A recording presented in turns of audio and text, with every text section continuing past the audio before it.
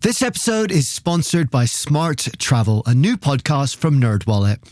You know that one friend who always finds the best travel deals, picks the right cards, and somehow ends up in first class for the price of coach? How do they do that? Well, Smart Travel is like that friend, but in podcast form. They cover all things travel finance, like which travel cards earn their keep and which are just heavy, shiny metal, and planning group trips that won't ruin your budget or your friendships. So travel smarter and spend less. That's the key with help from NerdWallet. Follow Smart Travel wherever you get your podcasts. Armchair-Explorer is a part of the Voyescape podcast network. Check out all of their shows from around the world at voyescape.com.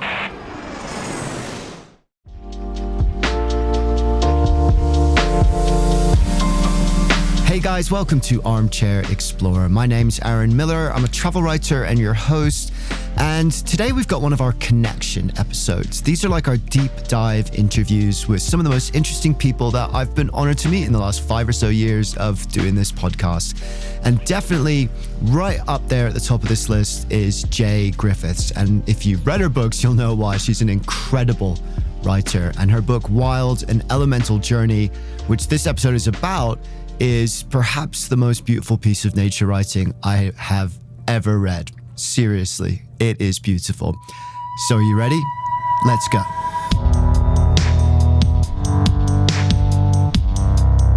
It's also an incredible story, and I'm going to let her tell you about it. But just to tease it, we've got ayahuasca ceremonies, trekking with remote tribes in Papua New Guinea, getting naked in the Arctic with the Inuit people. Yup. You'll just have to listen, and lots more. We did an episode about this years ago. It was one of our original adventure episodes, so go back and check that out. But I had to painfully cut a lot out of that interview to make the episode work in that documentary format. So I wanted to bring it back here in its full interview form, and I wanted to share it especially this month as it's Native American Heritage Month. And this is, I think, in line with that because it's all about indigenous ways of seeing the world and what we can learn from that. And what I love about Jay is she manages to wrap all that wisdom into one hell of an adventure story. So you can check out her writing at jaygriffiths.com. You won't be disappointed, trust me. And you can connect with me on Instagram and Facebook at Armchair Explorer Podcast. Check out the newsletter, features some of my writing and stories from me, as well as podcast recommendations and lots of other good stuff. armchair-explorer.com to sign up for that. Get the free ebook too. Just send me an email about it. Follow the pod, tell a friend, you know the drill. That's how we keep this going. So thank you so much for whatever you can do. But don't worry about that just yet, because the interview is going to begin right now, and our conversation is going to follow roughly the story she lays out in her book, Wild, An Elemental Journey. I hope you enjoy it. I love how you start the book. You talk about feeling this urgent demand in the blood, which I love and can relate to. Can you describe what that call feels like and why you felt compelled to answer it?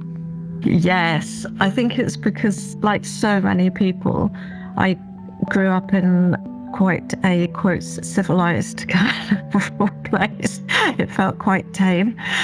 It always felt like the raw stuff of life was happening somewhere else. And I missed it. And I just had this feeling of, there's something which calls, like Jack London, obviously, and many other people at the call of the wild. But it's not like the wild is beyond us and calling to us. It's almost like we are experiencing the wildness within ourselves. But it was like, what I've called in the book, the feral angel. And it demands a loyalty, and it demands that you do one thing, which is take flight, put your boots on, go and find what it is in the world that matches that wildness in yourself. I love that, how that kind of call comes from within you. The feral angel, I absolutely love that imagery. And this feeling was almost a kind of, because it came from within you, it was almost a kind of, depression. I hesitate to use that word, but it felt, that calling was more than a yearning. It was something that was kind of pulling at you. And then you got given this lifeline. How did that call kind of affect your mental health? And what was that lifeline, and why did you kind of reach out and grab it? I I think when I was younger, and for years as a child and growing up, I had that feeling of a kind of thirst for wildness, a hunger for the mountains. And then very specifically, when I was in my 20s, I got a very severe episode of depression. And that is the right word, you know. I was feeling quite suicidal and I couldn't shake it off. There was nothing that I could do. And I had been feeling like that for some months. And then somebody that I knew who's an anthropologist had phoned me up. He knew my work and I knew his, and he phoned me up and said that he was going to be going to the Peruvian Amazon to meet shamans that he knew there. And he was talking about ayahuasca, which is this very important shamanic medicine. And he said, did I want to go with him because it could be used as a treatment for depression? And it was one of those invitations where sometimes in your life you can be asked something and you know immediately how enormous it is. You know that it's a lifeline to your psyche. And when he said that, I said yes immediately. And he said, well, it's a big trip. It's like, you know, do you need some time to think about it? And I said, no, I know right now that's what I need to do. And it was, you know, I knew very little about shamanism. I knew nothing about ayahuasca really, except the fact that it was considered sacred and medicinal, and that it was a very potent way of treating the psyche. It's something I've always wanted to try too. And of course, there's all these kind of recent developments with psychedelics for kind of helping with mental health. And it's becoming that kind of ancient indigenous wisdom is becoming more accepted, which I think is wonderful. Could you describe that first ceremony and what it felt like? And there's this sense of kind of going into a different way of understanding, a different way of knowing that perhaps we've forgotten about. It's something we can all get in touch with, but it's something that we've kind of forgotten about in our modern lives. Yes, actually, the first time that I took it, it was a very strange experience of kind of almost like seeing a sort of horrible kind of cartoonish version of a cityscape. It was the exact opposite of what I thought would happen. But I stuck with it and spent some days with the shamans there. And so I was able to take it several times. And what I started to feel was an absolutely mind-changing and life-changing sense of being so much a part of the living world, of the natural world, that I, in the sense of I, the ego, was utterly unimportant, and not in a bad way, just that's an essential, more than democracy, ecocracy, that life is what matters, and it comes through an ant or a human or, you know, or a twisted liana. But the point is that it's the life spirit which is sacred. And it also, in that sense of feeling able and willing to kind of lose myself, it was also an experience of being shown the kind of path in my life. It's one of the many things, the extremely subtle, complex things that people talk about with that medicine, which is that it can show you your way. And I had felt so lost in depression. And then suddenly what it felt like was being given this kind of sense that if I am a writer, that my most crucial way of being in service is to write about the living world, to, in every way that I possibly could, to give voice in human language to all those things that have no voice, and also to try and almost reinterpret ways of thinking which I was so versed in as a Westerner and as an overeducated Westerner, but ways of thinking which are, you know, how animals might perceive things, and also not just being with the shamans, but understanding from the way they acted, the way they sang, the way they explained things, that theirs was an entire way of knowing, which is really profound and really important. So it was a whole combination of the shamans, the forest, the animals, and the medicine. And it, in many ways, it was sufficiently long ago that I can now say it was a pivotal, or perhaps the pivotal moment in my life. And I wouldn't have changed it for anything. And just on a very personal level, is that it knocks that depression into touch. It was completely extraordinary. I have manic depression, so it comes back every once in a while, but nothing that I've ever done has ever finished an episode of depression like that did. Do you think, to kind of be personal too, that depression is something I've suffered from on and off in my life. And do you think that sometimes that depression is because you're off your path, right? Because somehow you're lost, and you talk about this at the end of the book, of course. So almost that is a teacher in itself. I think that's really interesting. One of the things that I've often read about and I've heard people say is that thing that when you're not, as you say, on your path, that especially if you're not expressing yourself in a way which is what your soul needs, that is one of the times when depression can really take over. I don't want to make myself sound as if I'm any kind of expert in depression, because I'm so not. I'm an expert in my depression, unfortunately. But I think that, when the human soul is denied, it's the voice that it chooses. Poets often say this, is that if somebody is a poet, but they're not, or artists in many forms, in fact, but they're not giving themselves a chance to express that, then the psyche finds it intolerable. There are some people who simply have to be artists, and they will suffer if they're not. You just described my 20s, by the way, but where I tried to live a life, like you say, where you're the kind of conformative modern life that we're kind of the clique that we're born into and think is the way. Well, nobody deserves it, but I think artists are compelled to rebel in a way that is, because if they don't, it is their psyches that are in too much pain.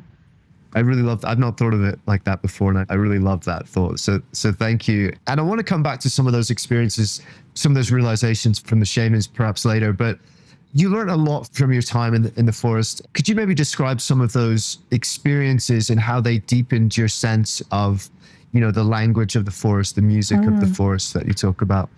Yes, I think some of it was almost my precise and accurate experience that I understood nothing. It was really good for me. I think it's something which, it's almost like the kind of the Western way of educating people is to try to get them to be so overconfident that they can talk about stuff when they don't know what they're talking about, that they can make proclamations. And in writing terms, I had got so fed up of reading books at that point. I think things are a bit different now. I got so tired of reading books where people were writing about wilderness and about wildness, and they would go to places which they couldn't read and didn't understand and declare that it was a wasteland or a wilderness place.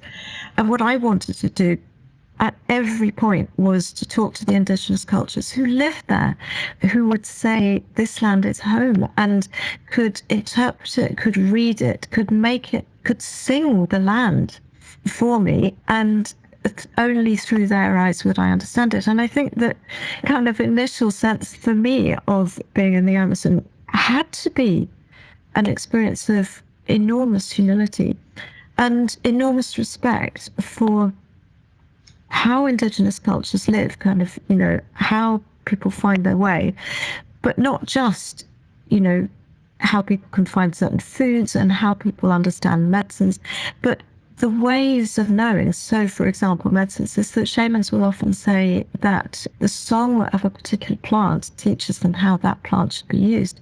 Now, this, to Western ears is extremely difficult to understand.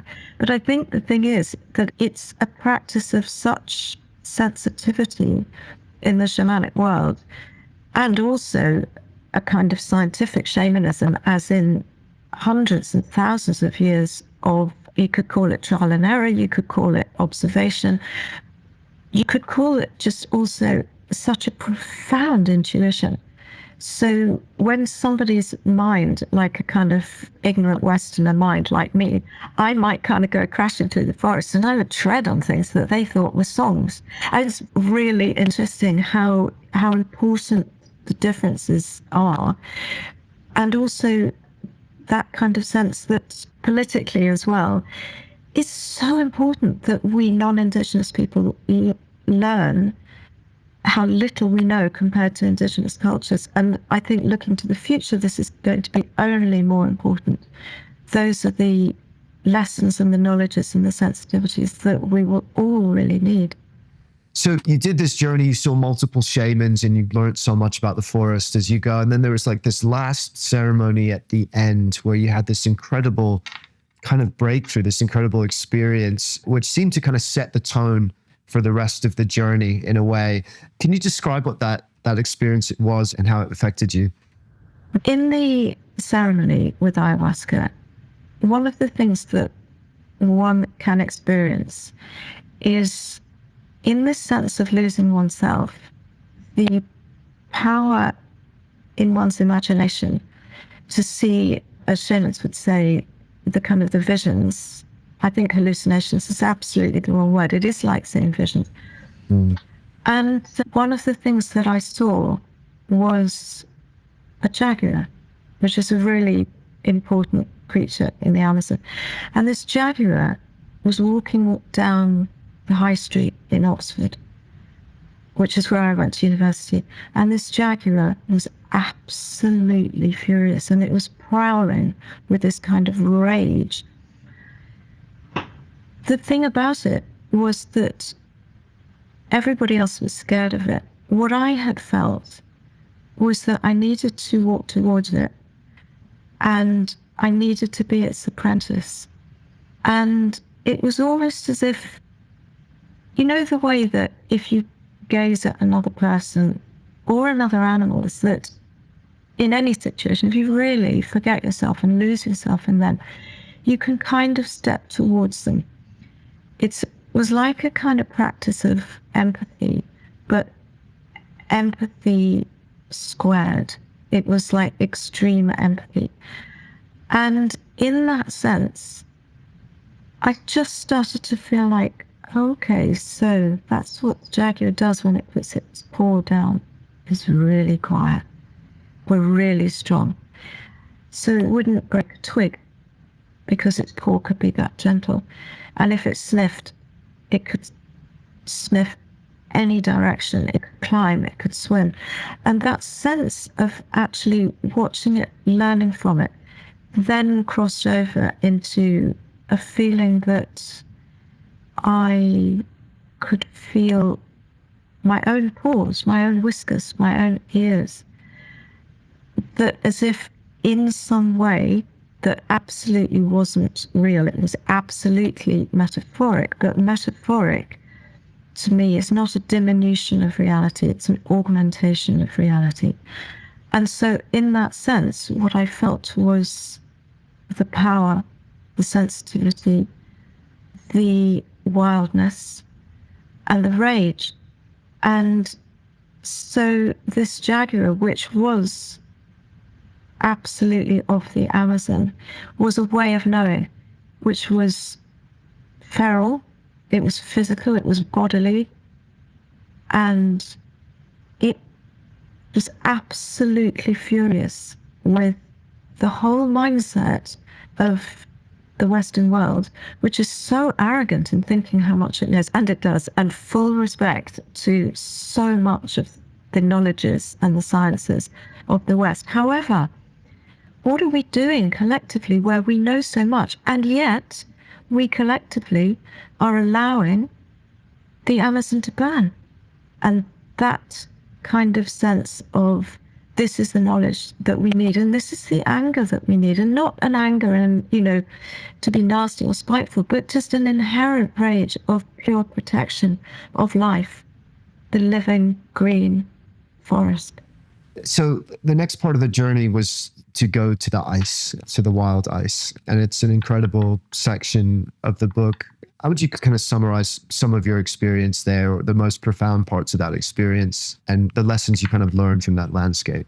Oh, many things. I think one of the things that was quite an enormous thing for me there was wanting to go out in the boats with the hunters and realizing that in many ways I wasn't wanted. And it wasn't personal. I could feel it wasn't personal. But I think for a lot of Inuit people, they've got so tired of anthropologists, missionaries, traders, writers turning up and, just kind of like wanting a piece of the ice.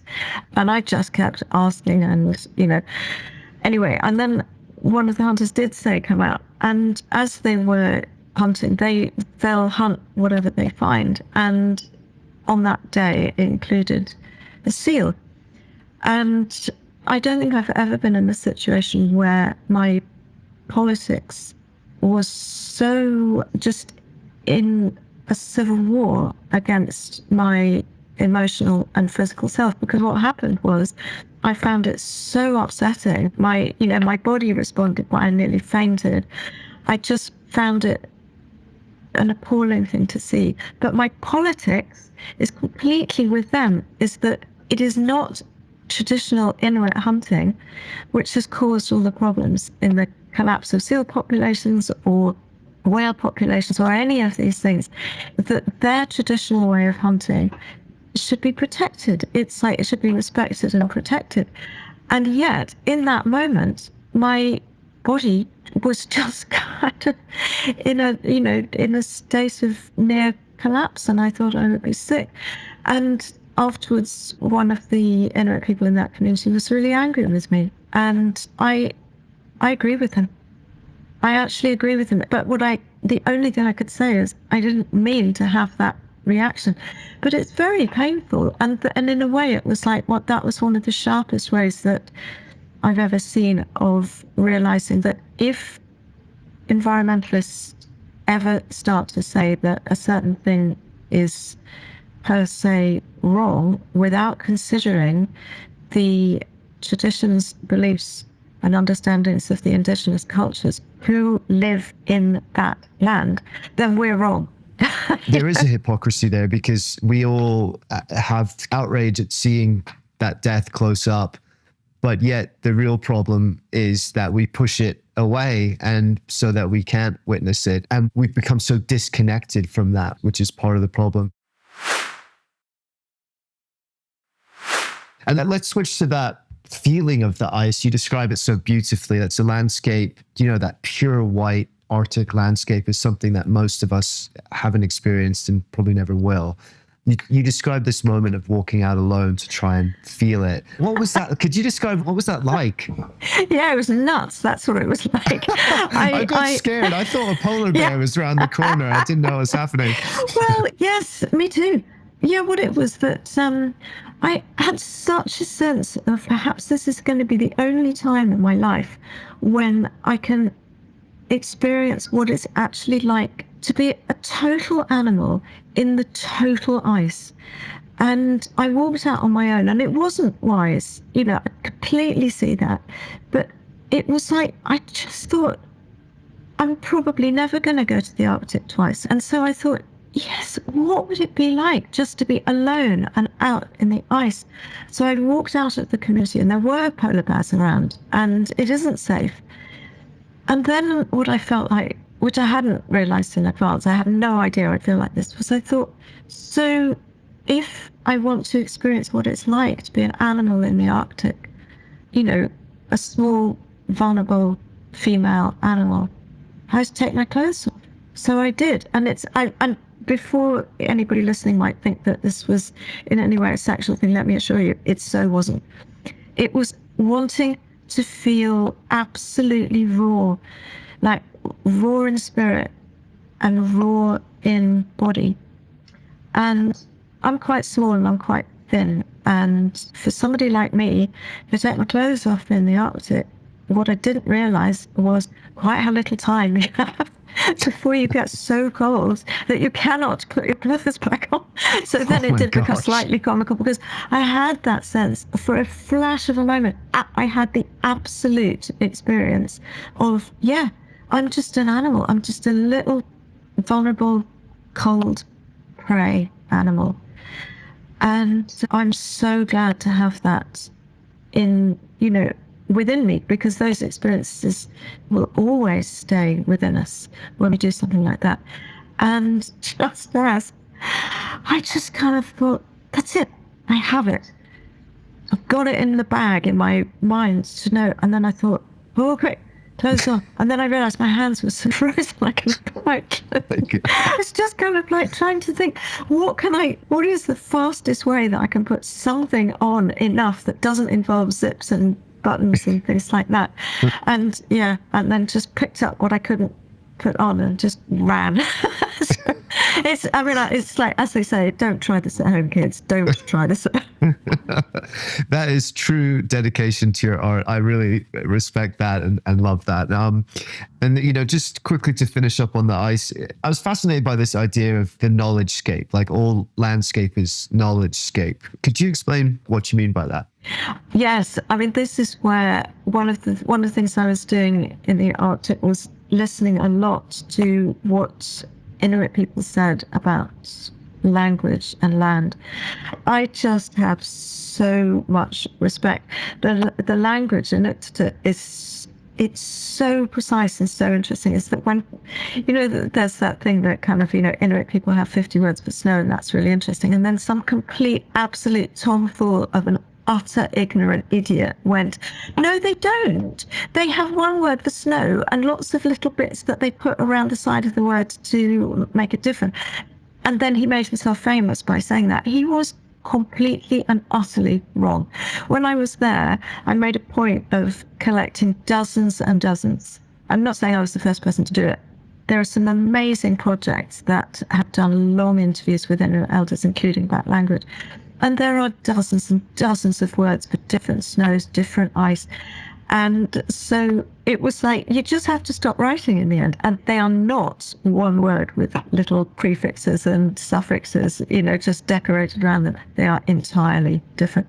But so then the other thing was that when I was in the Arctic, I knew I couldn't read the land. I didn't know anything.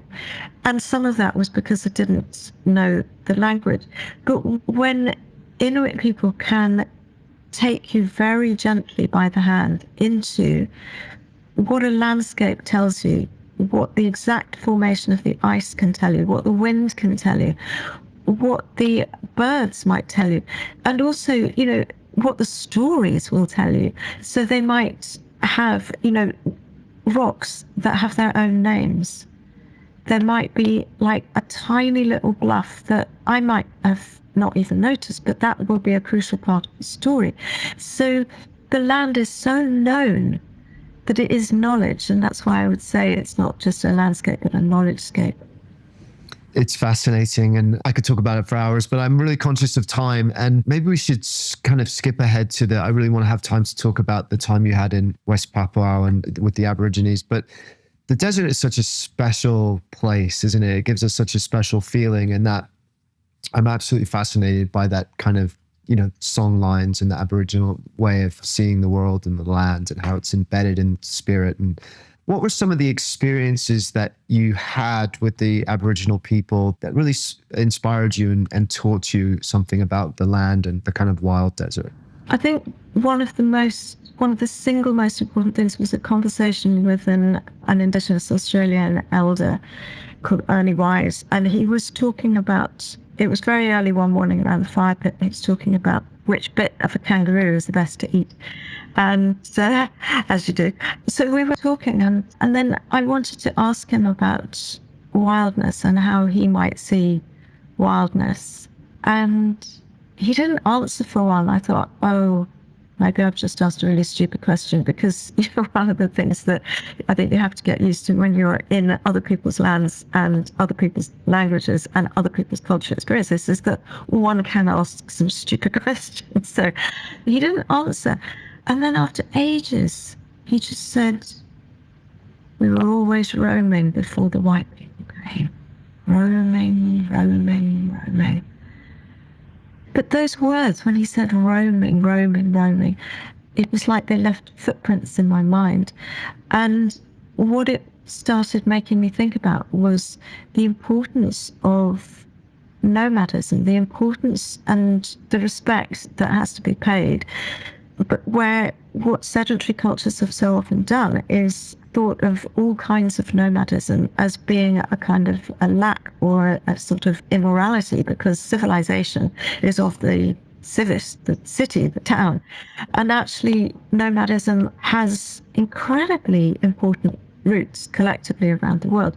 So there were these kinds of issues, but also the issue of the songlines was interesting, because a lot of Indigenous Australians are very angry with Bruce Chatwin, because I can't speak for them, but as I can speak for what they said to me, is that they said he just didn't properly explain that it was to do with the law, LAW, that the law was represented in the land, that it really has spine, it has backbone, it has a fierce mattering.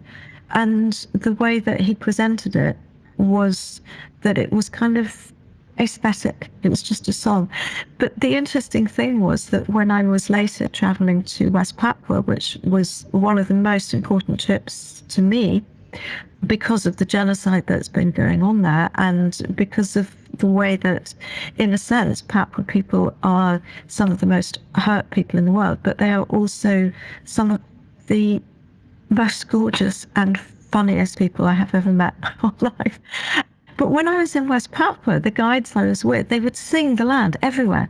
They would sing the journey. They would make a line of the journey and they would sing it, and they would extemporize. They would make up things like, I had to have all of this translated for me, but there was one time when I was with these two young guides. They were about 17, these two young men, and they were so lovely and so high spirited. They were just like gorgeous, naughty 17-year-olds around the world. And they were singing this song and they were giggling. And I got somebody else to translate it. And they said, oh, we were singing this song today. It was, we saw the girls in grass skirts today. Way. So what they were doing was in their sense, they had lines that crossed the highlands in West Papua. And they were lines of song. They were songlines.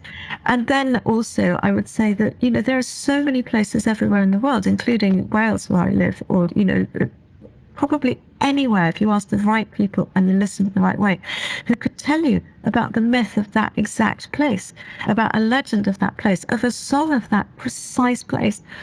So, yes, it was kind of, in a way, West Papua was the culmination to me, because also it was a place where I felt that I could really try and give back, because I tried to make the journey as a kind of not just take but also give, and that I wanted to be able to write about the experience that Papuans were having and their need for freedom, which is the most important word in the West Papuan Highlands, to have their freedom. Well, actually, I'd say it's the second most important word. The most important word is wa, and they say wa means it means hello, it means goodbye, it means how are you, it means well done, it means nice one. It's just a lovely word, wa. But so in fact, maybe they're the top two, wa and Merdeka, for freedom. Yeah, I love that. Why? You can, as long as you know why. If you can smile and you can say why, you started well. Yeah, you made me really want to visit there, kind of despite the clear difficulty of the terrain and the trek you did. But it was amazing to read about the villages that you passed through. And could you paint a picture of what it felt like to be there? Yeah, well, I think for one thing, it's because, it has the background that the Indonesian military, aided by governments in the West, invaded just over 50 years ago. And there has been a genocide since then. The extraordinary thing about it is that Papua is a place of such outrageous kind of jungle beauty, the sort of birds of paradise, the green, but it's laced with paths that are the least pathy paths I have ever trodden on in my whole life, because it's like walking on like greased glass or something. If there's a log across a river, and there are rivers everywhere, the log will be so slippery. Everything is slippery. It's like it's all mud. And it's incredibly difficult to navigate. And so I have to say, I was kind of completely stuck between, on the one hand, being completely bowled over by the landscape and the people. And I know it's like, you can never generalize about people, but insofar as one can, I would say that I have never known people like Papua people for just being able to, they could light up the world just with a smile, honest to God. And they light fires everywhere, just bonfires. And there's, and one time I was with these guys and one of them had climbed a tree after lunch and fallen asleep. And so his friends did what all good friends do, which is that they lit a bonfire at the bottom of the tree. And so he woke up with his face absolutely full of smoke and had to jump out of the tree. And his friends, they knew that that would happen. And so what they did very carefully was, before he fell out of the tree, they lay down on the ground so that when they fell over laughing, they were already lying on the ground.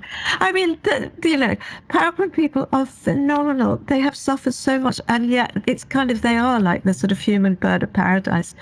And personally, it's like I was so stuck between, on the one hand, I was utterly enchanted. And on the other hand, I was struggling so much with just not being able to keep up. And I was reasonably fit. But the strength that you need to walk in mud, through mud, across, endless streams.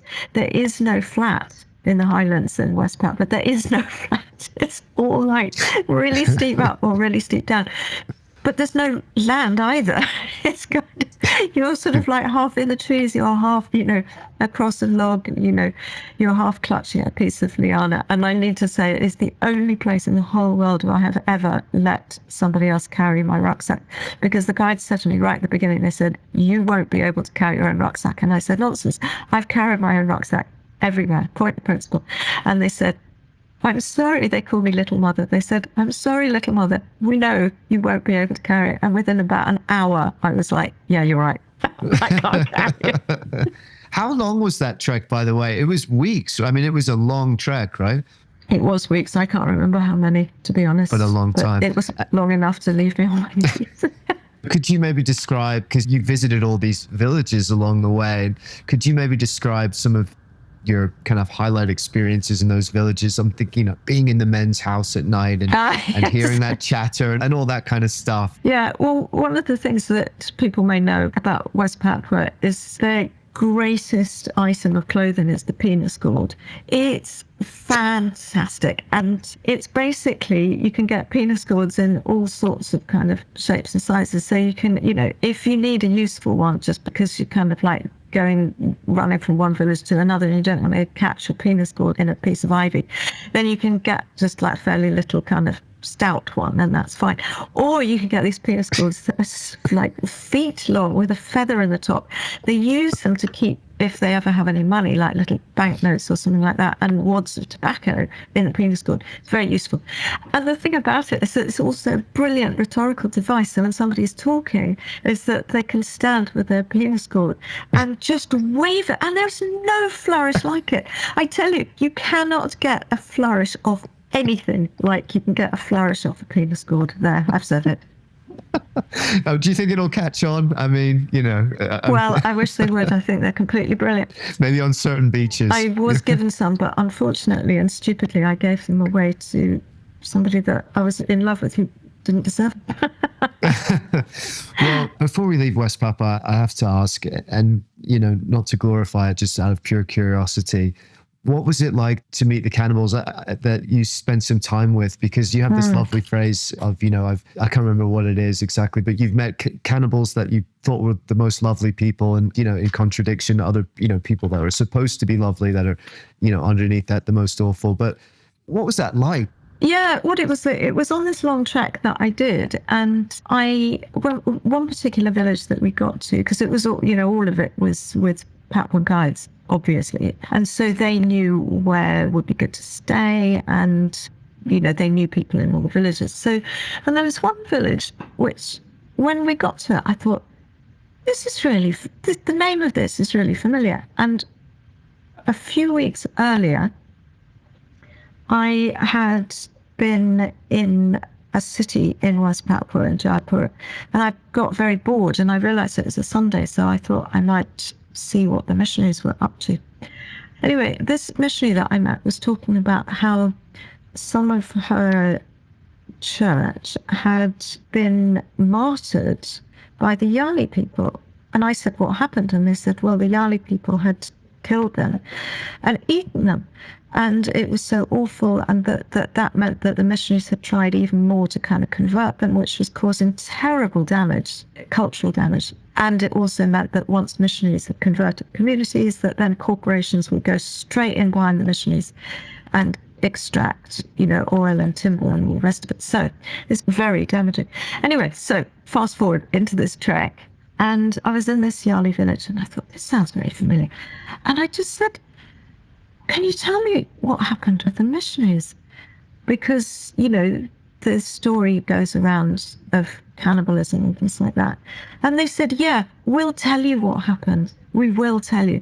It's that the missionaries had come into the village. They had terrified the villagers, absolutely terrified them.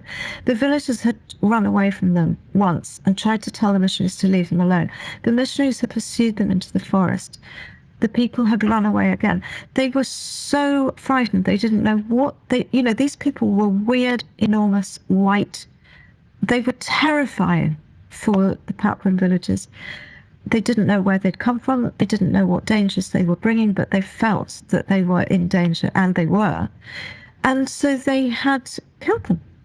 And having killed them in what they absolutely regard as self-defense, they ate them, which is one of the kind of cultural things. And again, this is such a tricky kind of subject, because it's, to some people, it's kind of, it's automatically an evil thing.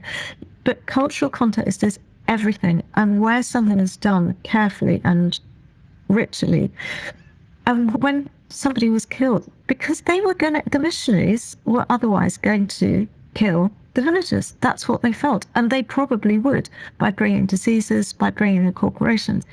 So they explained that to me. And I have to say, I totally did understand. And I was really glad that they had said that. Because when you put it in that context, then you say, yeah, if if really aggressive, terrifying strangers had come into my house and I'd asked them to leave and they hadn't, and I'd run away and they had pursued me, and I had no way of dealing with them other than to kill them, I probably would have done too. But the actual, obviously that's something that's kind of abhorrent to us, but it's more of a ritual thing. It doesn't mean what our fear of it is, right? It's not done as an act of brutality. I don't really know enough about it. It doesn't happen. It doesn't happen now. But that's, it's that there are lots of kind of rituals in culture that to another culture can seem really obnoxious. And, we in the West have had, we've had just as awful aspects of our history. Absolutely, we have. And, you could say that, that what we're doing to the future generation, I'm going to sound worthy now, aren't I? But, it's like you could definitely say what we're collectively lining up for the future generations in climate change is far worse, far worse. So, yeah, so in a way I kind of say, who are the cannibals? Who are the savages? It's a good way to put that. So let's go, because the last chapter is about the mind, and also this, you talk of the quintessential coupling of wildness with life. Is that one of the kind of results, you talk about it as the deepest question, is that one of the, not conclusions, but is that kind of one of the final inspirations and, aspirations? Certainly, I think, because in a way it's kind of the whole experience of being in the Amazon and the Australian deserts and the Arctic and West Papua and underwater as well, which we didn't touch on because I learnt to dive in order to write a chapter about the underwater wilderness worlds. That what it is all through it, this thread all through it, is life, and it's the preciousness of life, the beauty of it, and the way that we cannot take it for granted. It's just become, it's easy for any of us to kind of get used to a blackbird singing. It's just what they do. To get used to a snowdrop, because they come up every year. To get used to a river and its different voices in different places. And I think one of the things where more and more with this age that we're living in now, there is a mantle of responsibility upon us all not to take it for granted, and to be willing stand up for life in all its forms. The more you look the more you find in the world. And so if what you're looking for is wildness and life, you will find it more and more. But I think what it is that what I feel is the exquisite beauty of life, and in these times, the terrifying fragility of life.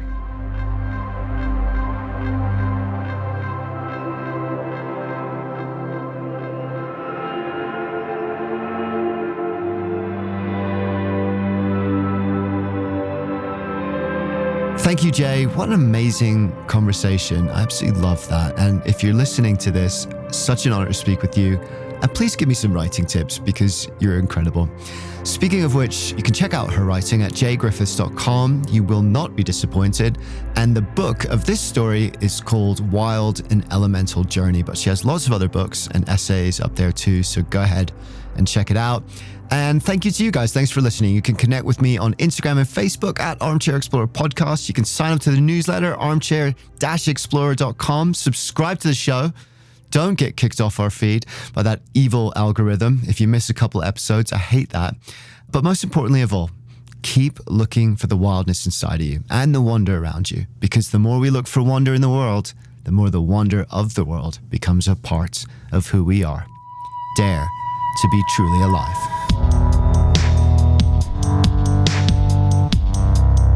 Armchair Explorer is produced by Armchair Productions. Find our other shows at armchair-productions.com. Charles Tyree did the audio editing and production, and I wrote and presented the show. Thanks for listening, guys. I'll see you next time.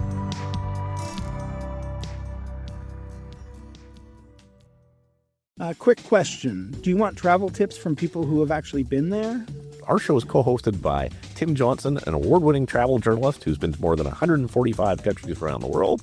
And I'm David Brody, the other co-host who's been travel podcasting for 20 years while traveling to 50-plus countries around the world. In about 10 or 20 minutes per show, we break down a destination with the kind of insight you usually only get from long guidebooks or hours of research. So if you want expert advice, zero fluff, and travel inspiration that you can actually use, search for Travel in 10 wherever you listen to podcasts, or you can also find us at voyescape.com. Hi, I'm Pauline Fromer, host of the Fromer's Travel Podcast. We post new episodes weekly, detailing the kinds of money-saving tips and cultural insights that will make your trips richer without making you significantly poorer. We do so by interviewing real travel experts like TV host Samantha Brown, Fromer's authors from around the globe, and such public figures as Free Solo's Alex Honnold. It's a fun travel party. I hope you can join us.